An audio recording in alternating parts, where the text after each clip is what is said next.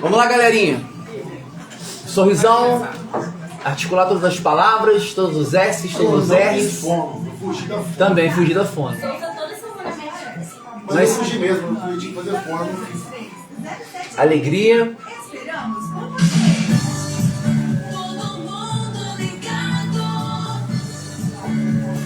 Souza começa, né? Mais bonito. Mais bonito.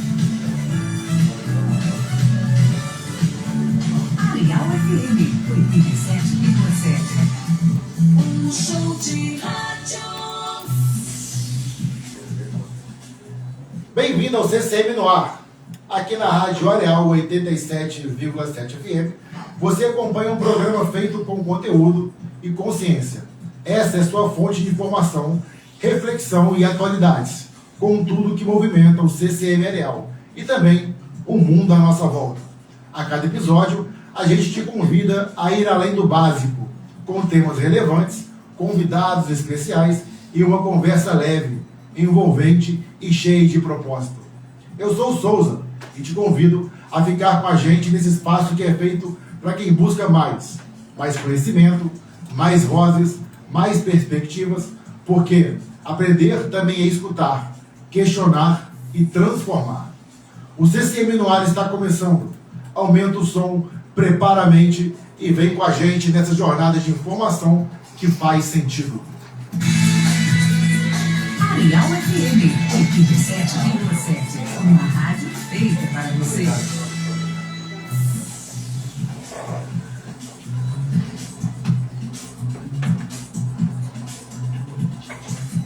Quem está no comando é a Ana Carolina, sua guia nos momentos da programação. Vamos lá, que o seu programa favorito da semana está só começando.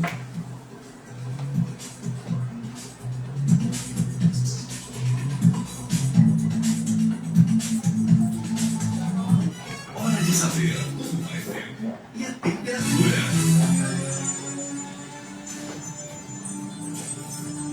Agora é hora de se ligar na previsão do tempo, porque clima também faz parte da rotina. No dia de hoje, teremos sol com algumas nuvens e chuvas passageiras durante o dia, mas fiquem tranquilos. À noite, o tempo deve ficar firme. As temperaturas vão variar entre 16 e 23 graus, então é bom se preparar. O dia começa mais fresquinho e esquenta um pouco à tarde, mas sem calorão. A chance de chuva é de 62%, mas o volume será bem baixo. O vento sopra fraco e a umidade do ar vai ficar entre 63% e 88%. Não esqueçam de beber bastante água e usar protetor solar.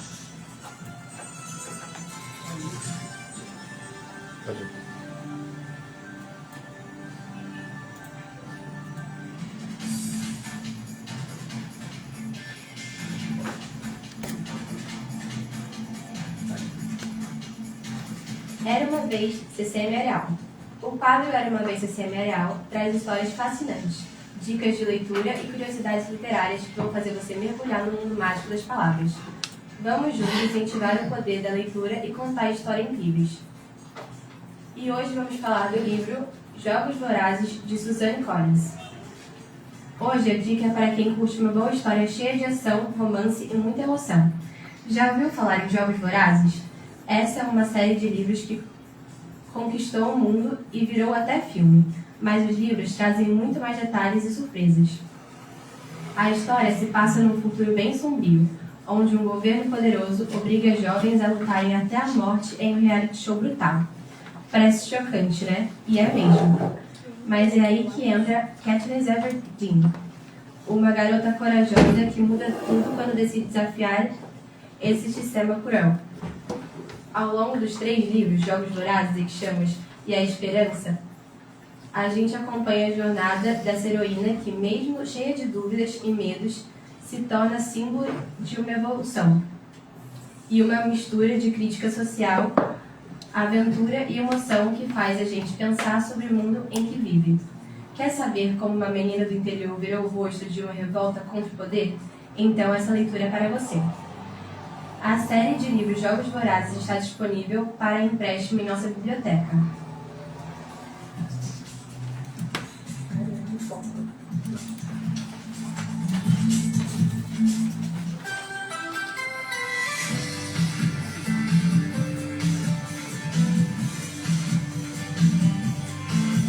Vou com ela. Arial FM 87,7. Areal em Foco e tudo o que você precisa saber. No ar, Areal em Foco. Aqui você fica por dentro das principais notícias do CCM Areal, novidades e curiosidades sobre educação cívico-militar. E, claro, tudo o que está acontecendo na nossa região. É informação, aprendizado e conexão. Tudo em um só lugar. Vem com a gente ficar atualizado.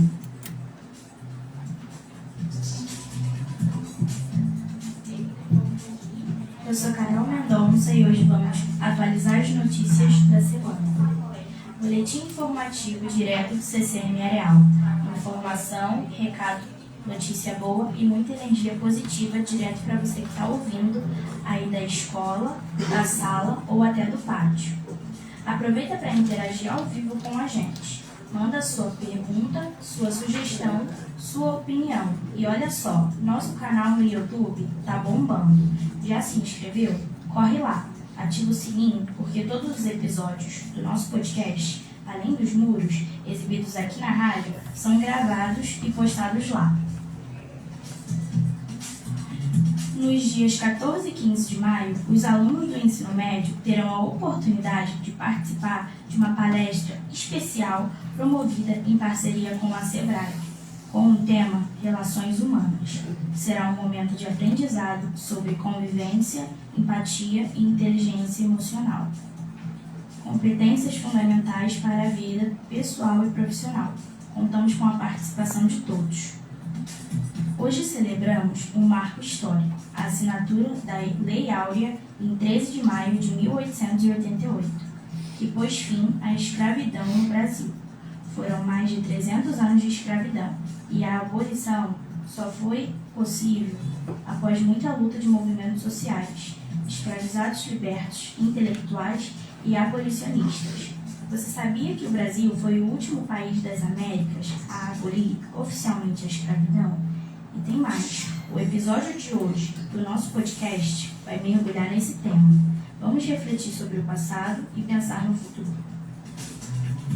E com alegria anunciamos que o nosso cão-terapeuta, Krieg, foi destaque em uma matéria especial da InterTV, RJ1, no último sábado. O trabalho incrível do Krieg na promoção do bem-estar emocional dos alunos e no desenvolvimento dos alunos neurodivergentes foi mostrado para todo o Estado. Agradecemos a InterTV Serra Mar e a equipe da Ascom, da SEDUC, por viabilizarem essa divulgação tão importante. A reportagem está salva no nosso feed no Instagram, CCM Areal. Continue conosco. Oi? Arial FM 87,7. Uma rádio feita para você.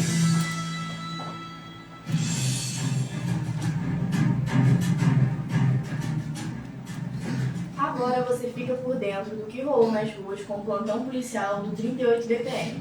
A Polícia Militar segue firme no combate ao crime na nossa região.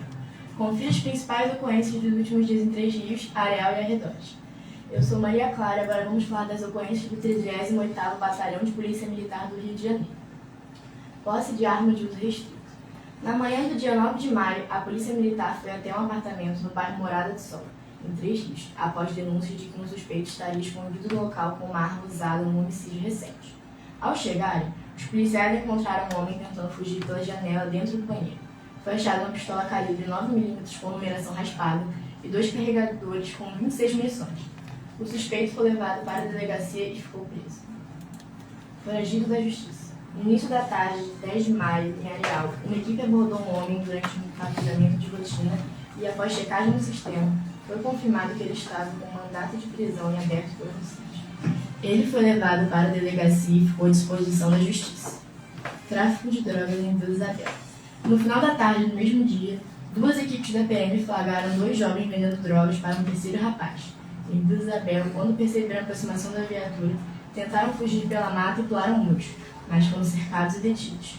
Com eles foram apreendidos 28 sacolas de erva seca, maconha, um pino com pó branco, possível cocaína, R$233 em dinheiro e um celular. Todos foram levados para a delegacia. Tráfico de drogas em Areal. Mais tarde, por volta das 8h30, a PM foi acionada para averiguar movimentação suspeita na Praça Leo do Fiuza. em Areal. Ao chegarem, flagraram um jovem vendendo drogas. Ao perceber os policiais, ele tentou fugir, mas foi alcançado e detido. Com ele estavam 17 pedras de crack, 8 sacolas de maconha e R$ 104 em dinheiro. O rapaz foi encaminhado à delegacia, onde permaneceu preso. No nosso quadro de hoje, vamos explicar de forma bem simples algumas situações que aparecem nas ocorrências policiais. Preste atenção que isso também é aprendizado. Arma com número raspado. Quando alguém é pego com uma arma que teve número apagado, a situação fica ainda mais grave. Isso mostra que a pessoa que escondeu e tinha a arma. E sim, isso pode aumentar o tempo de prisão. Comprar droga também é crime. Muita gente acha que só quem vende droga comete crime, mas isso não é verdade. Quem compra ou carrega droga, mesmo que seja só um pouquinho, também está quebrando a lei. Crack faz muito mal e tem punição pesada. O crack é uma droga muito perigosa. Ela vicia rápido e causa muitos problemas de saúde. Por isso, quem é pego vendendo essa droga recebe pena mais duras, porque coloca a saúde de muita gente em risco.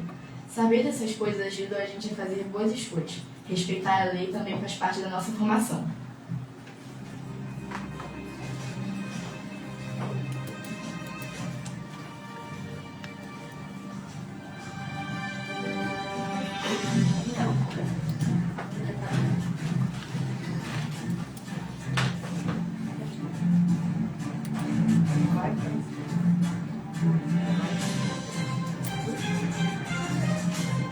E é isso. As novidades de hoje ficam por aqui. Na semana que vem tem mais. Fica ligado porque no CCM a gente vive, aprende e compartilha. Até a próxima.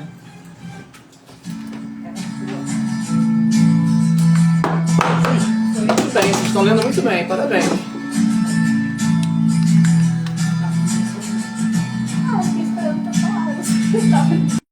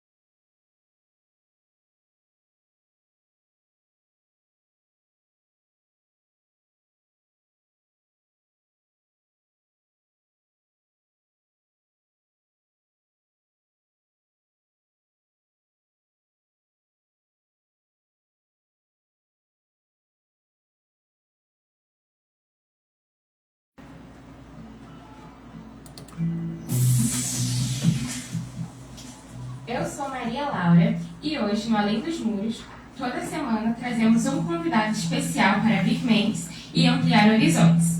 Hoje temos o prazer de receber ninguém menos que Celso da Cruz. Celso é morador e ex-líder comunitário do Quilombo Boa Esperança, historiador por herança, guardião de memórias e vozes que resistem e persistem. Celso traz em sua fala não só conhecimento, mas vivência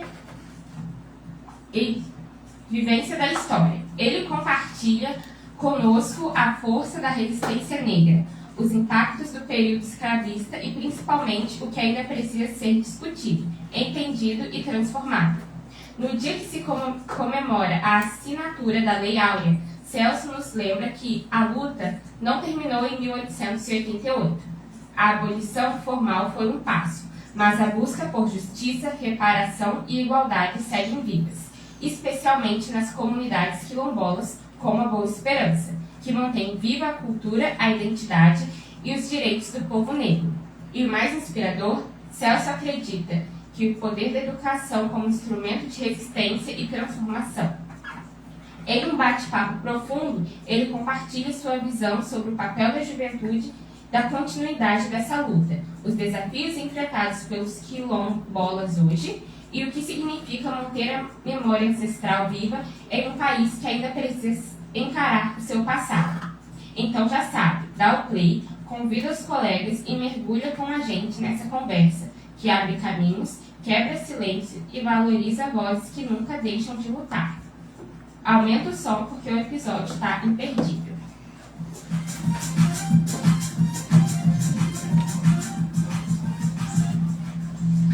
Olá, Celso, bom dia, tudo bem? Bom dia, tudo bem? É um prazer te receber aqui conosco hoje. Bom, você gostaria de se apresentar, falar um pouquinho sobre você? Eu sou o Celso, né? Nascido e criado em Quilombo, e é um prazer estar aqui para falar sobre história, que é importante, falando sobre isso, tá bom? Mas pode estar à vontade de perguntar, eu estou aqui para responder, tá bom? Sim, muito obrigada. E hoje é um dia muito importante, é o dia da abolição da escravatura.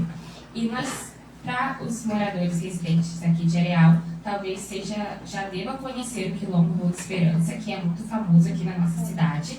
Mas para quem não sabe, o Quilombo Boa Esperança é o quilombo aqui do nosso município. E o Celso, por sua vez, por ser um morador bem antigo de lá, carrega consigo diversas histórias e vivências que hoje estará compartilhando conosco nesse nosso programa.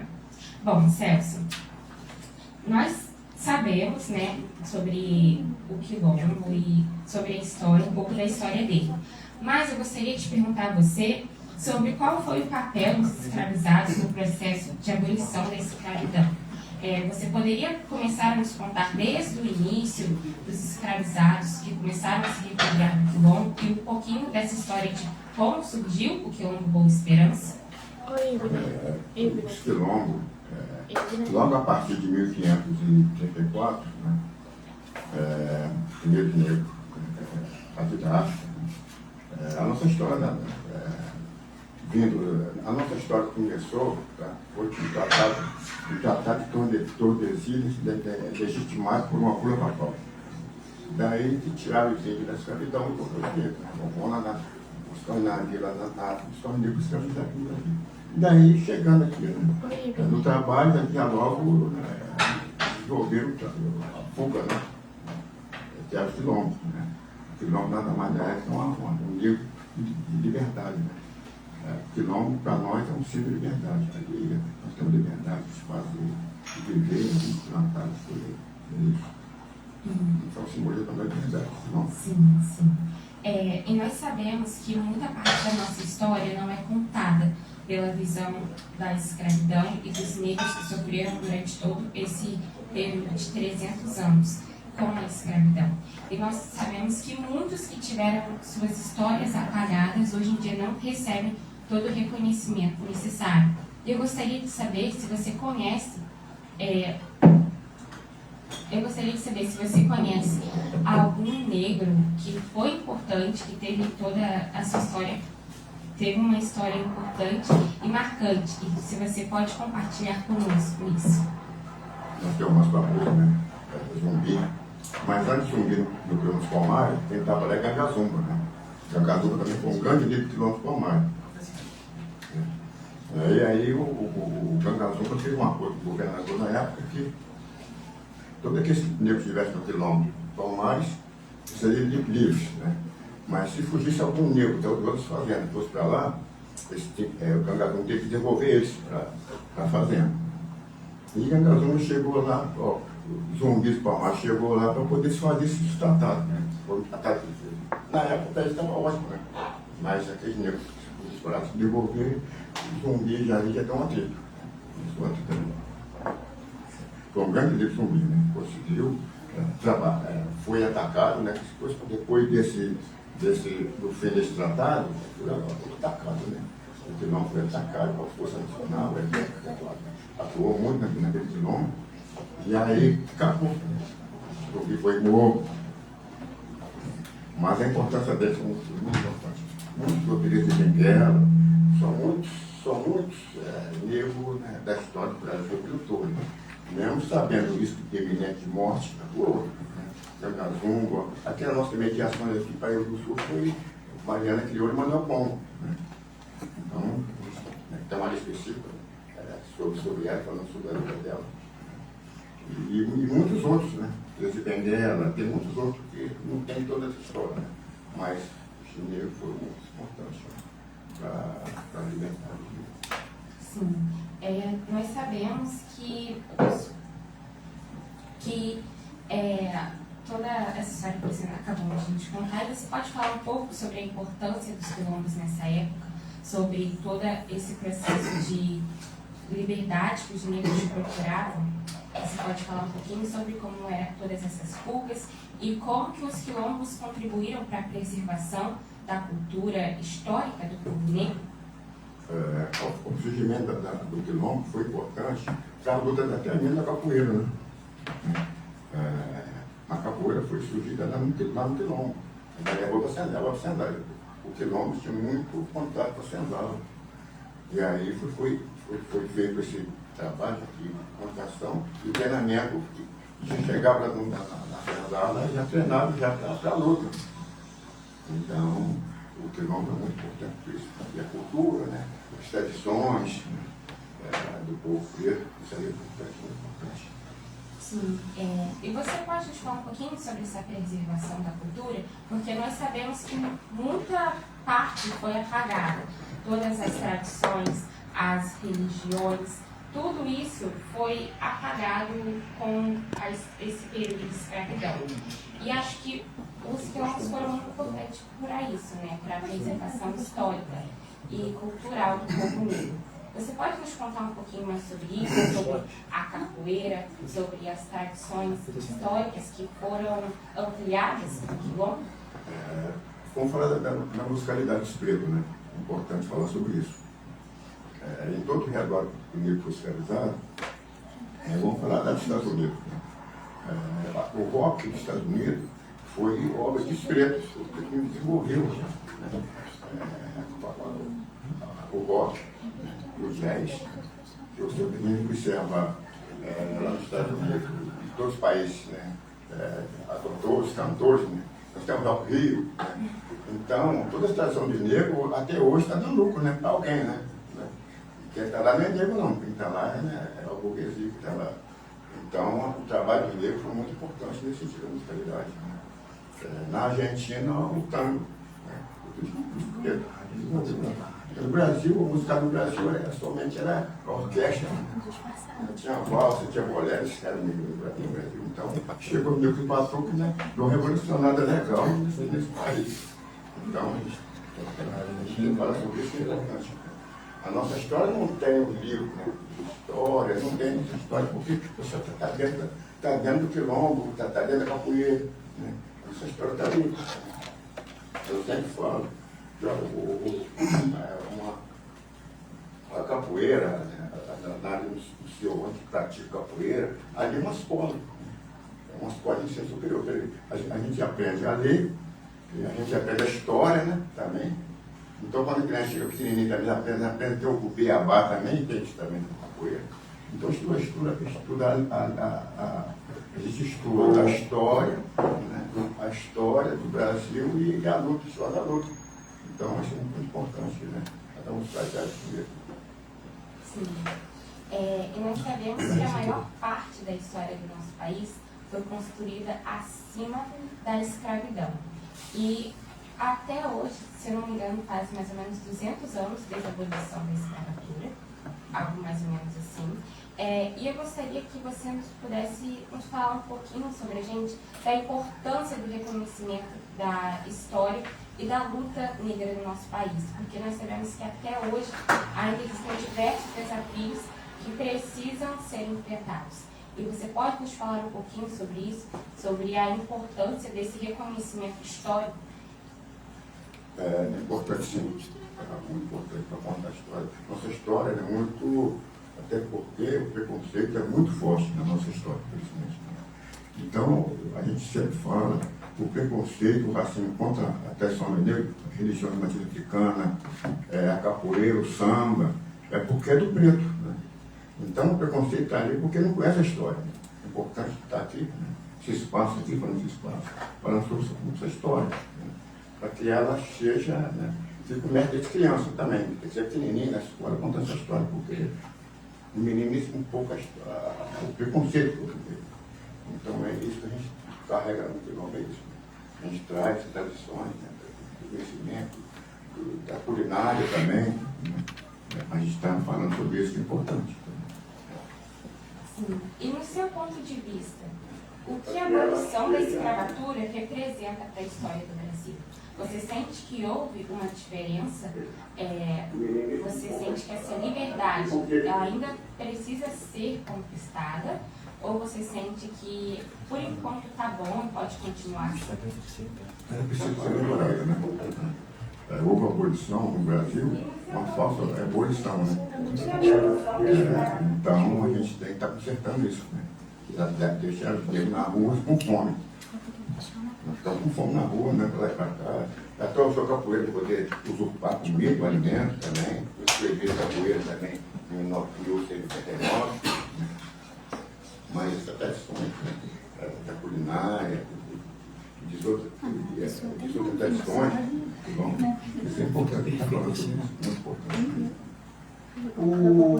Você está falando da cultura aí, preservação da cultura, igual a Mariana perguntou, tem a capoeira, a parte da culinária, o senhor falou, e lá no Quilombo, eu ainda não tive a oportunidade de ir no Quilombo. Assim como o Caliano, a gente não é daqui de Areal. Mas eu ainda peço, toda festa que tem no Quilombo, o pessoal levar uma feijoada para mim lá, ainda não tive a oportunidade de ninguém levar para mim ainda. Mas a Maria Laura, no ano passado, foi fazer uma cobertura de um evento lá, diz ela que foi fazer cobertura, eu sei que ela foi comer feijoada. Não, foi não. Foi, Maria Laura. Não, fala a verdade. Você foi comer feijoada, você e a Luísa foram comer feijoada lá. Como é que é lá no Quilombo? Porque os nossos alunos foram lá fazer agora também um curso de planta medicinal. Foi com a Rose, não foi? Foi com a Rose. Então a gente sempre busca isso lá. O Vesa, muito amigo meu, também dá aula de capoeira lá. Então essa parte cultural lá, tem a capoeira, tem sempre essa feijoada lá, a rapadura, tem essa parte de planta medicinal. O que mais que tem lá que vocês preservam essa cultura aí? Que eles não levam para mim, é importante falar um pouco do nosso mestre de capoeira, né? O Vesa em Bolinha, que levaram a capoeira para dentro do Quilombo, muito importante, que é uma escola, como eu já falei. A culinária tem muito chá, né? O chá, a rezadeira, eu fui criado com a rezadeira, né? Lá tem uma ainda, duas lá que reza ainda, né? As parteiras, tinha parteira. Então é isso, a gente. Era isso que a gente tinha no Quilombo, né? Então era o que tinha, não tinha médico, né? Então nós tínhamos que se virar no nosso antepassado, tínhamos que se virar com médico, com remédio, né? Uma coisa muito importante também que o negro liberto do Quilombo foi com os índios, né? Aprendeu muito com os índios, né? Os índios sabia muito da história e de chá, de remédio. Então foi muito importante também para o meu e aos índios. Isso aí.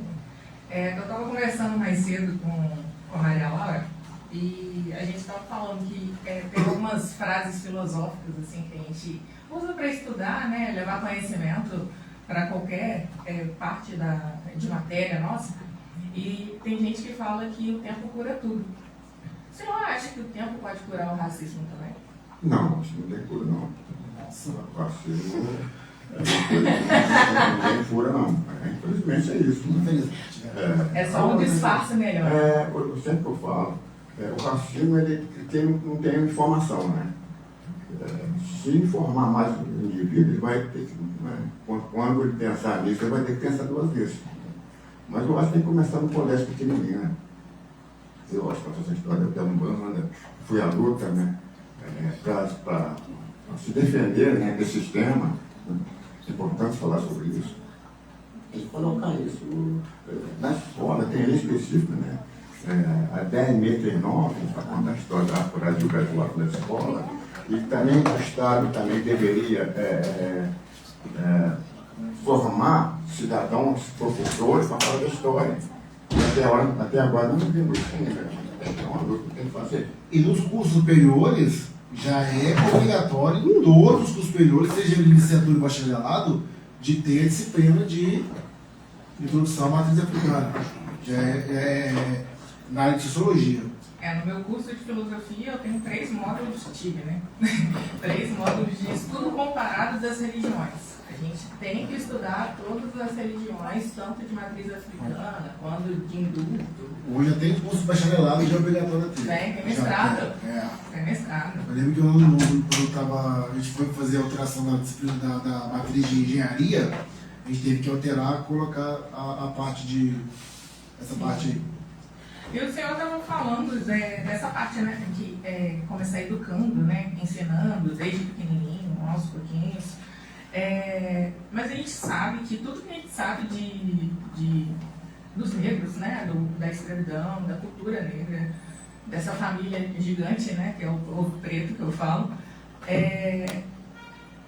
será que a gente precisa ensinar as pessoas a obedecerem, né, as regras e tal, ou a gente precisa ensinar as pessoas a questionarem as coisas?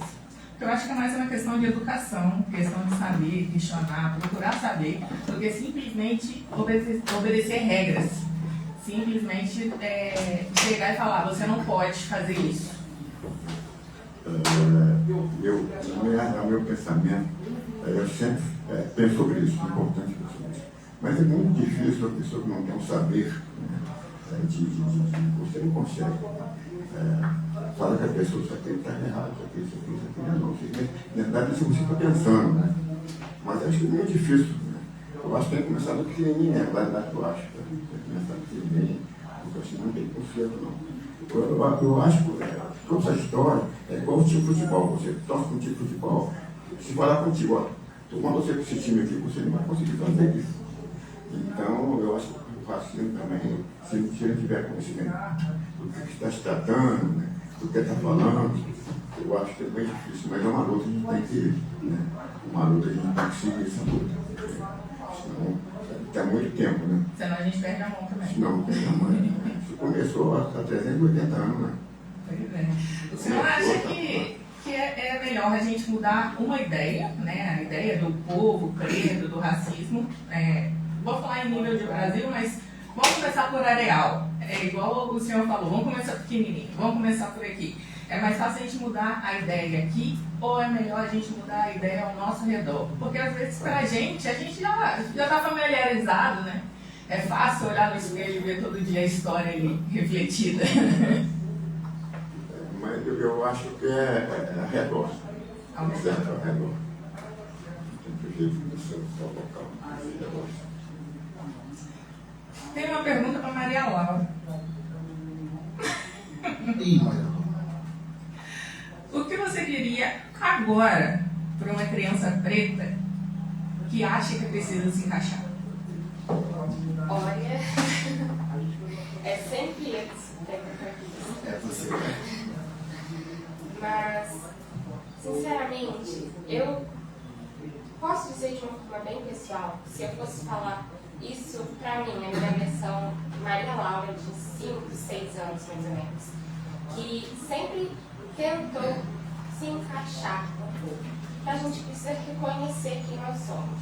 É claro que falar isso para uma criança não vai ser fácil, mas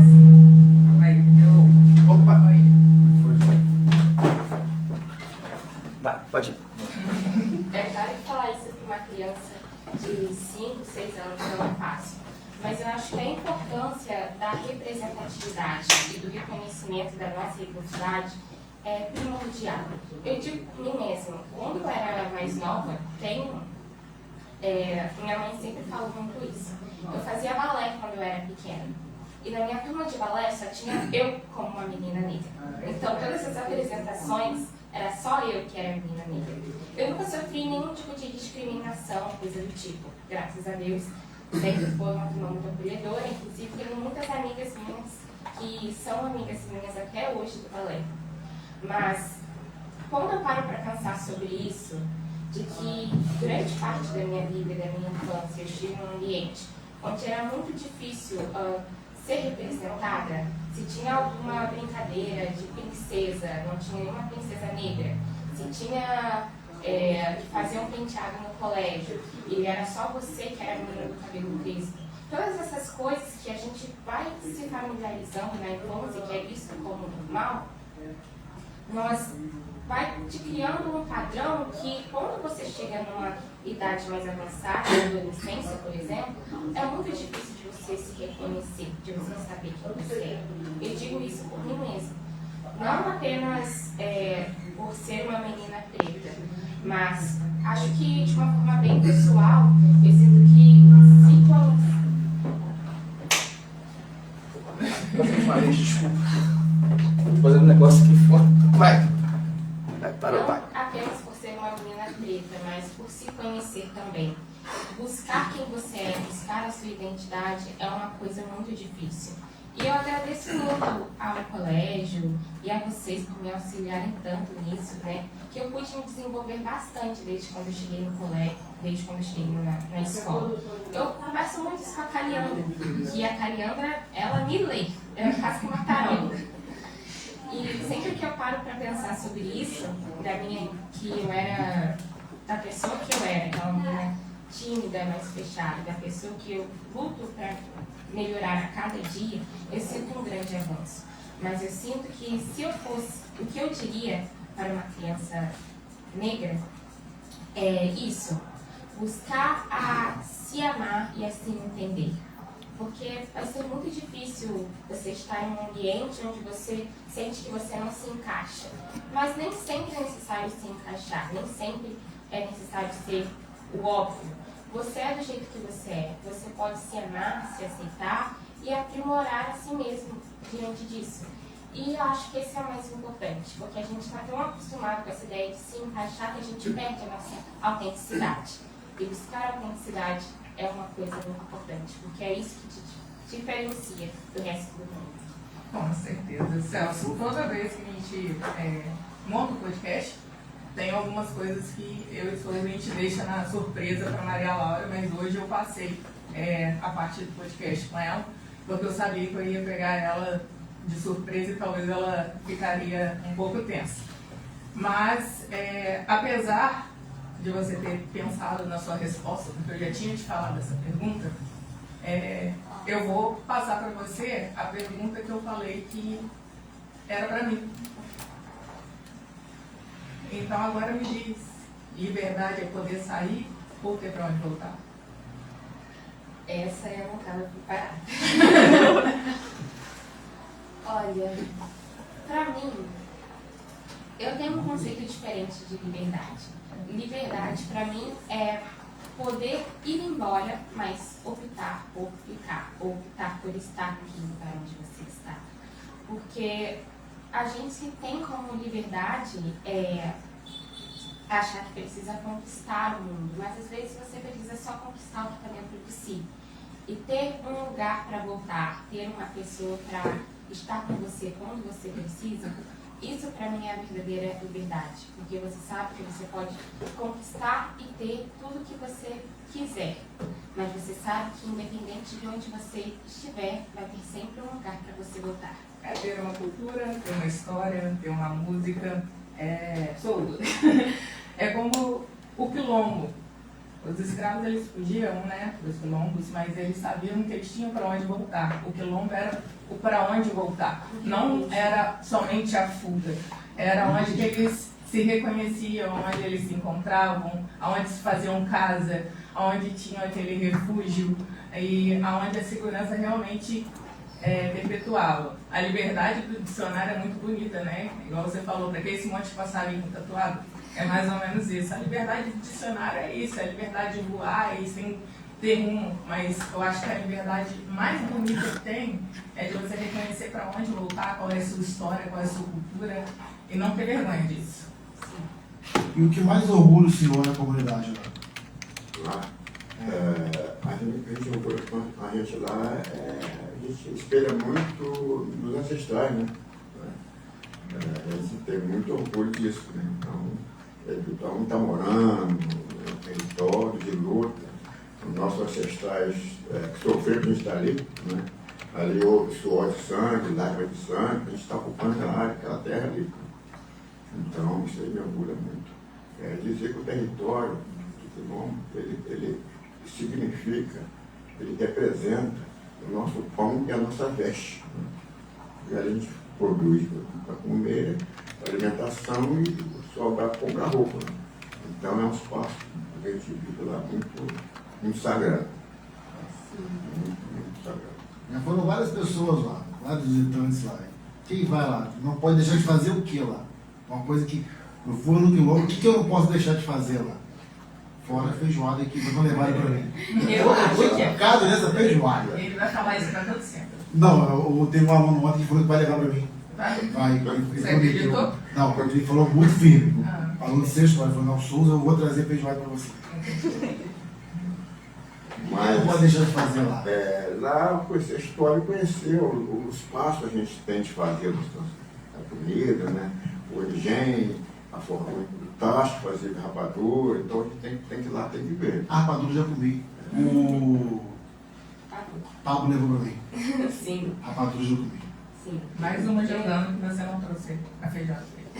O Pablo já levou a rapadura. Eu nunca experimentei a rapadura, isso eu posso dizer. O Pablo é da sua sala, Manuela. Realmente ele era da minha sala.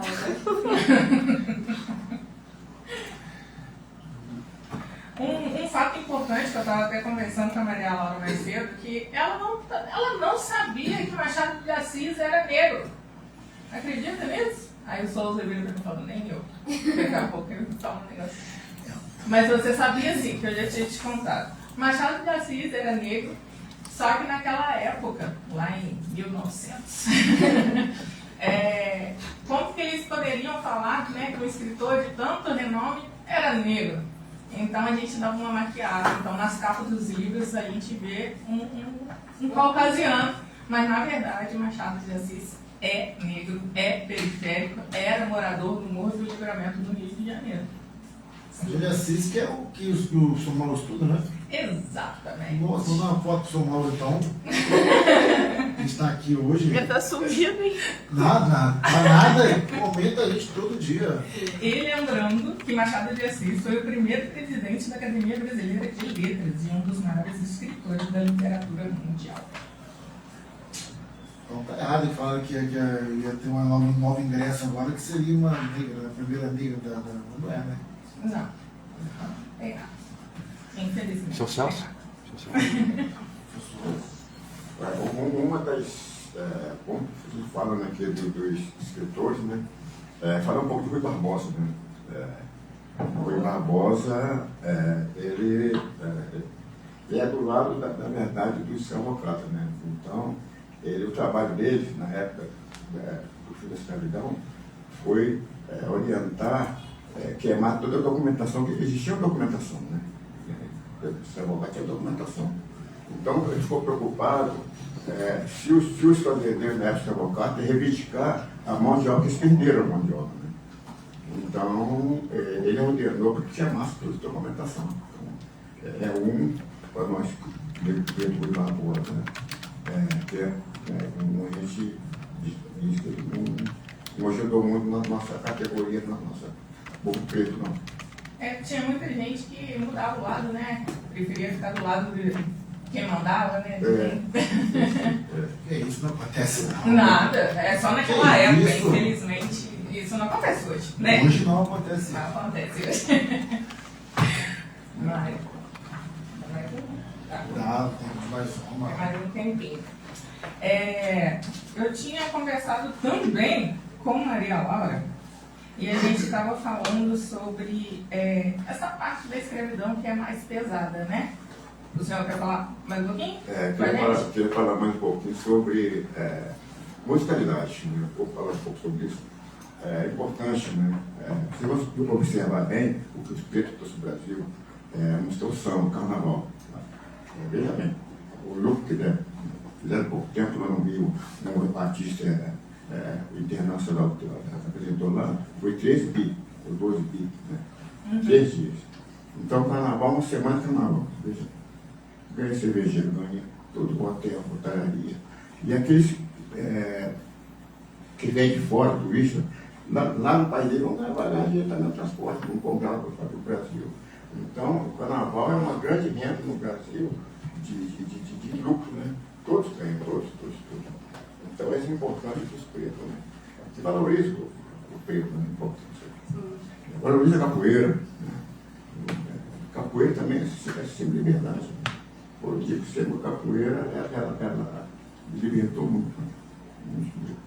Então, ela também é uma parte muito importante para a nossa liberdade. A capoeira é uma abolicionista também. Então, um abraço, não tem preconceito, que é uma parte muito importante. O samba, o batuque foi criado lá na senzala, né?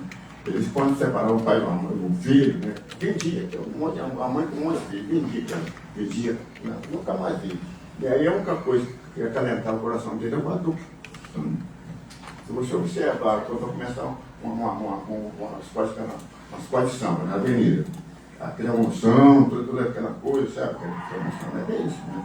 Então, muita coisa que tinha para o coração dele, era o batuque do samba. É inteligível como que o samba toca, o coração vibra, então era para acalentar isso. Para acalentar o coração, isso aí. Então, a gente está falando sobre isso, né? É importante falar muito sobre isso, né? Porque tem um preconceito, eles fazem retiro, aqueles que seguem religiões. Então, a gente pede muito respeito à tradição espírita. Foi muito importante e até hoje está dando, né, fonte de renda para o Brasil, para todos. Né? Então é isso. E o Vesa, eu vi uma foto do Vesa essa semana com a camisa cinza bonita, o símbolo da Fusion. O Vesa é do meu grupo a Fusion é o meu grupo de. É verdade. Ele estava com a camisa da Fusion, que é a escola de capoeira, que é do Mestre Silas, lá de Levi Gaspariano. Ele estava com a camisa da escola de capoeira e com o grupo Fusion. Fazer parte da Fusion, tava aí. Agora, eu vou sair um pouco do roteiro, porque o Souza não estava esperando, mas a ideia foi dele, então agora é ele que seguir. Queria que cada um aqui na mesa me falasse. Vini, se você pudesse também responder depois para mim. Ótimo.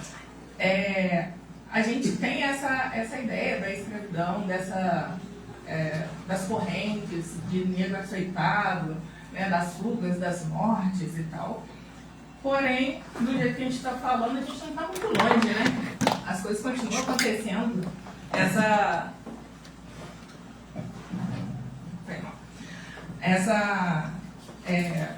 Os grandes, os brancos, né? Falando assim, eles ainda dominam muitas coisas. E eu queria saber de cada um de vocês, qual corrente que a gente ainda carrega, mesmo hoje a gente estando com os pés livres? O que você ainda fica arrastando por aí dessa herança cultural que o povo brasileiro tem?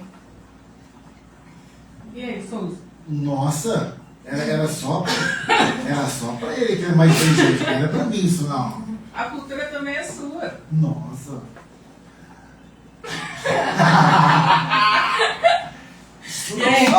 Ela sabe brincar, não. Não sabe brincar, menino. Sabe não. Eu acho que a gente carrega muita coisa ainda. Acho que a gente não desamarrou foi nada. Nem na parte... o racismo ainda existe, o racismo cultural existe. Você ainda tem o racismo contra pobre, contra negro, contra toda a periferia. Contra a polícia, eu carrego o racismo contra a polícia. Eu falo o racismo contra a polícia, eu falo raça, né? Ninguém gosta de polícia. Ninguém. Quem gosta de polícia é só a mãe de polícia. Às vezes nem minha esposa gosta de mim. Todo mundo fala mal de polícia. Todo dia que eu entro numa postagem, por exemplo, na internet, as meninas não deixam mentir, todo mundo fala mal da escola cívico-militar. Todo mundo fala mal do ensino militar. Que não deviam ter policiais que não na escola. deviam ter policiais na escola. A gente estuda, especialização e pós-graduação, 2, 3 licenciaturas, para a gente sofrer preconceito de pai e de outros professores. Então eu carrego isso aí, principalmente sou polícia, e 20 anos. Eu carregando são 20 anos aí, mas está acabando. E o senhor, seu Celso? Eu digo que nós estamos arrastando ainda, né? Nós estamos arrastando toda a cultura, né, do preto. A capoeira não é todo lugar que cabe a capoeira, né? A gente não tem espaço para todo lugar. O samba não tem espaço para todo lugar no Brasil. Né? Eles ainda marginalizam muito. Nada, o carnaval, acabou fevereiro, acabou. Você não vê mais rádio nenhuma falar de samba, de nada.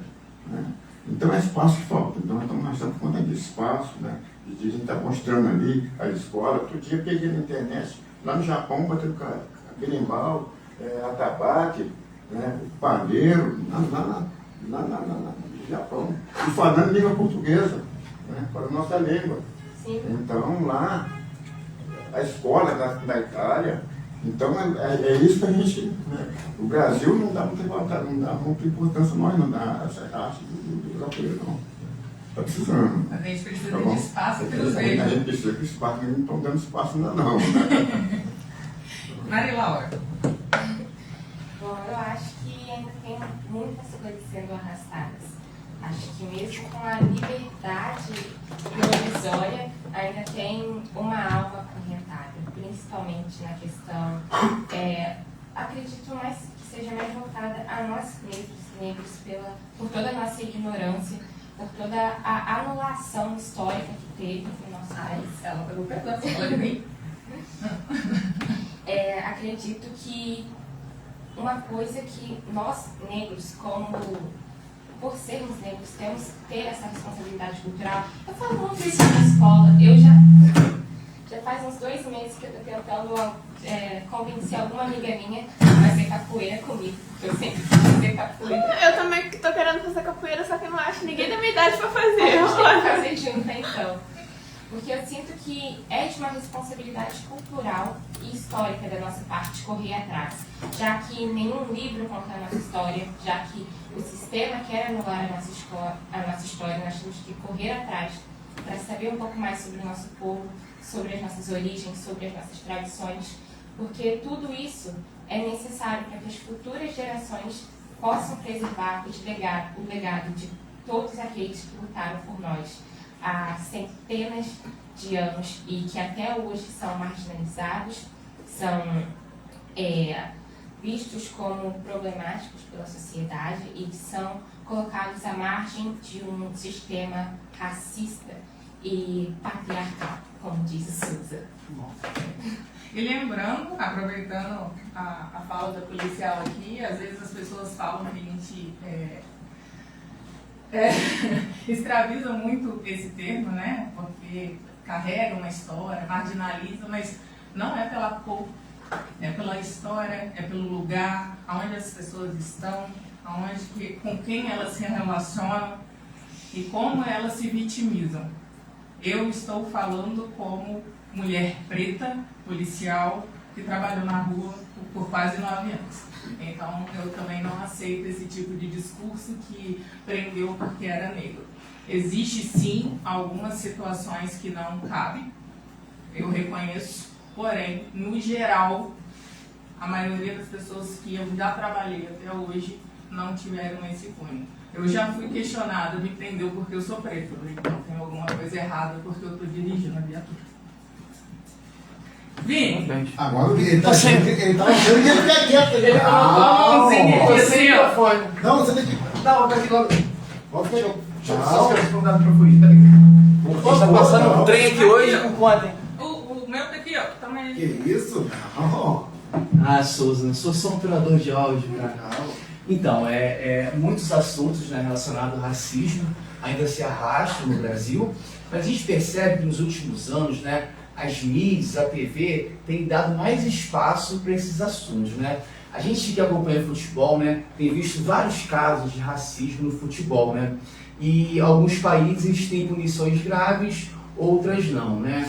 Na Espanha rola meio que solto, né? O Vinícius Júnior sofre vários ataques racistas lá, mas a gente consegue enxergar que a imprensa tem dado mais conotação a esse assunto.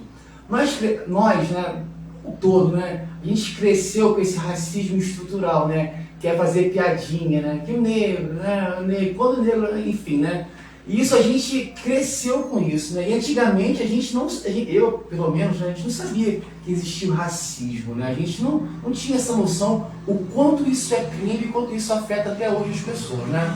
Então eu acredito que a imprensa, de uma forma, está ajudando muito, né, a divulgar esse crime que as pessoas cometem, e eu acredito que a tendência é melhorar, e isso além de ser crime, eu acho que quem comete isso é um doente, cara, né? Aos olhos de Deus nós somos pessoas iguais a todo mundo, né? Então, infelizmente, a minha geração, a gente não tinha tanta noção do que era isso, né? Às vezes cometia sem saber, né? E que bom que isso está acabando, né? Que bom que isso está passando. Talvez vai demorar mais uma década para as pessoas entenderem que somos pessoas iguais umas às outras. E eu reitero que acho que a TV e o rádio têm feito um papel diferente nos últimos anos, né? Que é mostrar, né? Antigamente, para encerrar minha fala, a gente via o Big Brother, eles colocavam um negro no Big Brother. Isso é racismo, né? Colocar um negro é racismo. Agora não, a gente vê que os programas de televisão tem negro, por exemplo, hoje uma mulher negra apresenta o Fantástico, né? Que é a Maju, né? Então assim, hoje vê Big Brother com mais pessoas negras, né? Então assim, eu creio que isso vai passar, igual o seu Celso falou, né? Que nunca vai acabar. Talvez nunca acabe, né? Mas assim, talvez isso vai melhorando, as pessoas vão tomando consciência do que realmente de fato é o racismo. Não faça mais isso comigo. Por favor. Eu vou pensar no caso. E só um adendo, teve uma vez que a gente fez aquele negócio para a Secretaria de Educação, falando da campanha sobre povos originários e o povo negro, e falaram que queria que a gente colocasse o que a escola faz, né, para tratar esse tipo de cultura e tal. E eu lembro exatamente que a frase que eu escrevi para Maria Laura falar no final: aqui nessa escola não temos ações, nós somos a ação. A gente não separa, a gente não segrega, a gente acredita na capacidade de cada um, na competência de cada um, e voilá, Maria Laura. Fiquei muito feliz também, só cortando, porque o Vini agora, ele entendeu, porque assim, na minha época, ele sempre fala, na nossa época, agora ele entendeu que é só da época dele. Que eu sou mais novo que ele. Obrigado, Vini. Agora você entendeu isso. Ele falou que eu tinha 20 anos hoje. Muito bom, Vini. De farda. 20 anos de farda. E assim encerramos esse episódio marcante com o Celso. Obrigado por dividir conosco sua história, sua luta e a sua esperança. Que cada palavra ecoe como um convite à consciência, ao respeito e à ação, porque educar também é resistir. Nos vemos no próximo episódio do Além dos Muros. E assim chegamos ao final de mais um CCM no ar. Nosso agradecimento mais uma vez à Rádio Areal FM 87,7 por abrir esse espaço tão necessário onde podemos conversar, refletir, compartilhar histórias e dar visibilidade ao que realmente importa. E agora estamos sendo ousados e causando várias discussões ao vivo, dentro e fora dos muros da escola. E claro, muito obrigada a você que nos acompanhou até aqui. É a sua escuta que está dando sentido a tudo isso. Aproveitando o que o Celso falou, a gente precisa de espaço e a gente vai fazer isso daqui valer a pena. Seguimos juntos nessa jornada cheia de informação, inspiração e transformação. Eu sou a Cariandra e foi um prazer estar com vocês hoje. Até o próximo CCM no ar, com mais conteúdo que conecta, provoca e inspira. Não desliga, continue sintonizado na Rádio Areal 87,7 com uma programação feita para você, com música, informação e muita energia boa. Um ótimo